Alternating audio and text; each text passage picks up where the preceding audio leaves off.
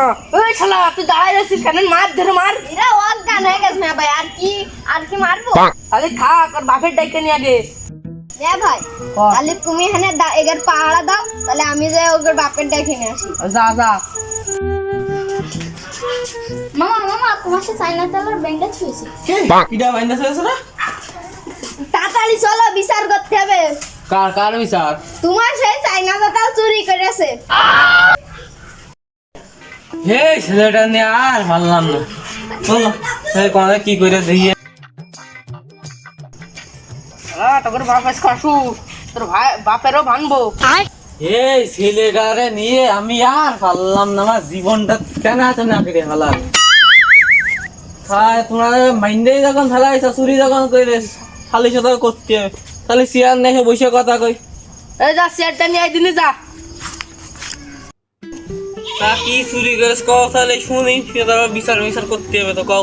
তাহলে শোনো, আমার কাছে 1.5 পোয়া ওজনের একটা ডাব হইলো, তাও তোমার ছেলে ঠাপাই দিয়েছে। তা বাবা আর কি কইরেছ? আমার কাছে সুবরি হইলো কয়টা, তা তোমার ছেলে পাইলে বেসে গার্লফ্রেন্ডে পার্কে ঘুরা ঠাপাইছে। তারপরে একটা পেঁপে বাগান করেছে, ওই জায়গাতে প্রতিদিন পেঁপে বেচে বিড়ি খায়। বাপুরে তাহলে ও তো মেলাক্ষণ ধরে দাঁড়ায় রে, শুই তো করে মারিস ও দেখবি। একটু ফিলে দাও, একটু বসু পুরা খুলে দে বাড়া। এই খুইলে এই দিন ফিলে দাও, একটু বসু পুরা বসু বাইন্দে তো সমস্যা নাই, ফিলে বসায় বাইন্দে দাও। তুমি একটু সাহায্য করো ওরে, রব্বি মানুষ হয়ে গেছে, মাঝে বল একটু সাহায্য করো। এ বয় এই তোরা বয় দিনি। বাবু তুমিও দেখতে বসে রয়েছ, মানে তোমাদের যাই ছিল কি কইরেছটাকে? 45 বছর আগে আমি একটা তেঁতুল গাছ লাগাইলাম, ওইটাও ঠাপাই দিয়েছে। বাপুরে এই তো হই তো দেখলাম শুক্র এখন ন্যাংটা গালা তো দেখলাম পোহেন কাজ ন্যাংটা ঘিরে বেড়াচ্ছে। 45 বছর তেঁতুল গাছ লাগালে ডাকি গেছে।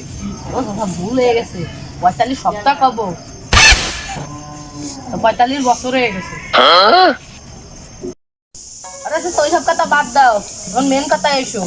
আর পরশু দিনকে যাবো বড় আবার শ্বশুর বাড়ি, শাশুড়ি তেঁতুল খাতি চাইছে। তোমার ছেলে এই তেঁতুল গাছটা ঠাপাই দিয়েছে, এবার তেঁতুল নিয়ে যাবান কখন? তা বাপুরে তোর শাশুড়ি ভাই তেঁতুল কি করবে রে? জানো না তেঁতুল এই বয়সে সব তো ভালো না, তো শ্বশুরে একটু ভালো হয়ে সব দিকে।